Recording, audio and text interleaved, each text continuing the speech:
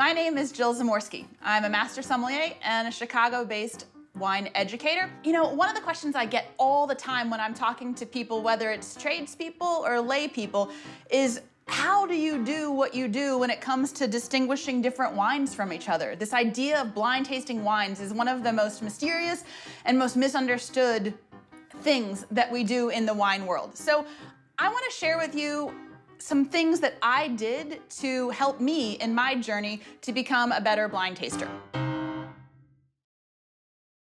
One of the things I invested in is a Coravin. And a Coravin is the tool that allows you to access the wine in a bottle without pulling the cork out. Well, why is that important? You could just use a corkscrew and pull the cork out. Well, through the years before I bothered getting one of these little guys, I probably wasted more wine than I care to think about. And wasting wine is a real shame. Someone worked hard to grow those grapes and make that wine. And when you're tasting wine, you can only taste so much, even when you're spitting, before you get palate fatigue or drunk if you're not spitting. And that's not helpful. You can't really learn at that point. And so eventually, once you pull that cork on the wine, it's a ticking time bomb. It's not gonna last forever.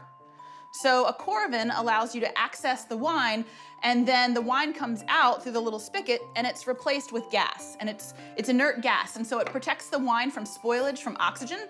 And so the beautiful aspect is you can then access the same bottle over and over and over again. So what I did for myself is I built a tasting cellar.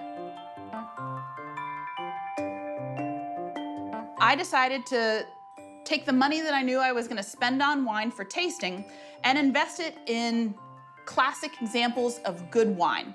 Well, what does that mean? There are some iconic, you could call them blue chip producers, who have been making wines in places of origin in a traditional and recognizable style for sometimes generations.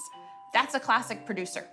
And so they're making wine in accordance with the laws and the traditions, which means it's very representative of the style of wine it's supposed to be. And when you're blind tasting, that's important. Not that something kind of avant-garde isn't delicious and important to taste, but if it's a style of wine or winemaking that is not the tradition of the region that it's from, it won't help you identify the wine any better. You could look online at any famous restaurant, and I'm talking about like the big famous restaurants with Michelin stars on the coasts or even here in Chicago. Take a look at what they have on their list.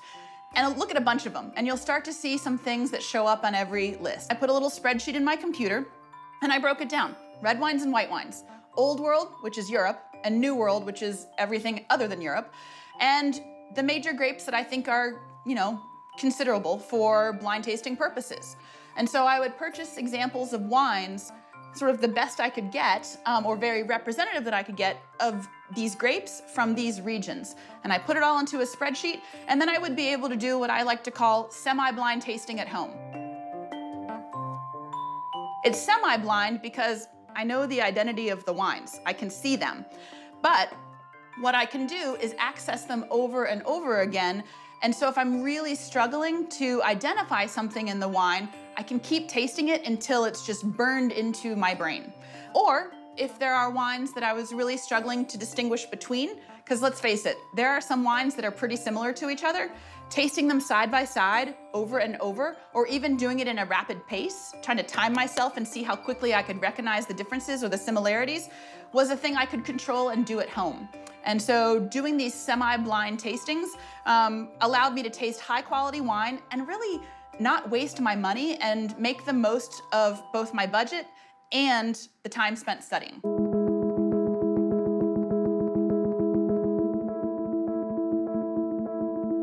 If you're not familiar with what a Coravin is, I'm gonna show you, but then I'm also gonna show you how it works.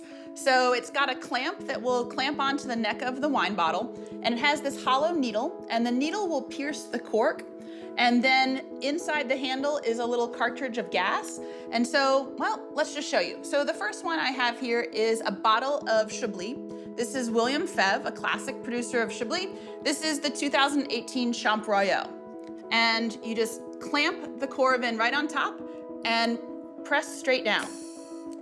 And then all you have to do is hit the trigger action, and you can see or hear gas go in and wine come out. And then you pour yourself a little tasting, and you hear that little hiss.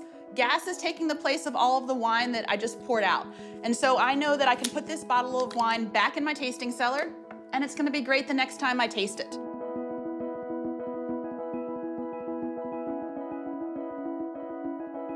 So why did I pick Chablis? Chablis is a white wine made from Chardonnay, 100% Chardonnay, and it comes from the northernmost part of Burgundy called Chablis. Sidebar, we in the United States did our best to bastardize this name. If you are at a store that sells the alcohols and on the bottom shelf there's a gallon jug and it lists Chablis, I promise you it's not this wine.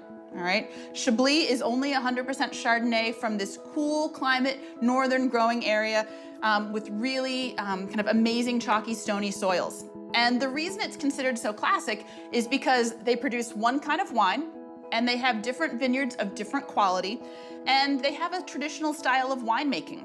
Chablis, because it's pretty far north, is a cool climate area, which means the grapes struggle to ripen, and the wine tends to have lots of elevated, fresh levels of acid in the wine. Some producers in Chablis might use a little bit of oak to age their wines, but traditionally these are wines that don't see much of an influence from oak, so there's none of that kind of vanilla and smoke and toast. What you taste is the soil and the grapes. It's one of my most favorite smells in the whole wide world.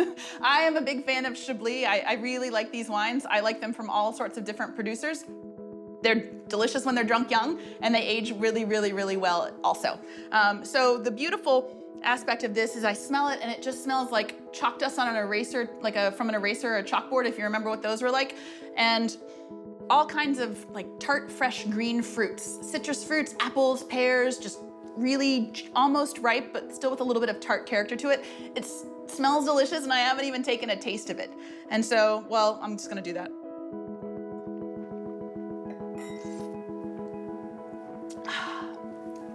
Literally one of the most refreshing wines you could ever come across. So the idea of using the Coravin was really important for me because as distinctive and delicious as Chablis is, there are lots of wines that come from cool climate growing regions. There's lots of wines that are made from Chardonnay, and there's lots of wines that express kind of a tart fruit note and kind of a real mineral note as well. This doesn't have the corner on that market. And so if you're struggling to distinguish, say, Chablis from Muscadet, or from Pinot Gris, or Pinot Grigio, I should say, or Gruner Veltliner, a really great way, and something I relied on a lot, would be to compare this wine to other wines. It's really important.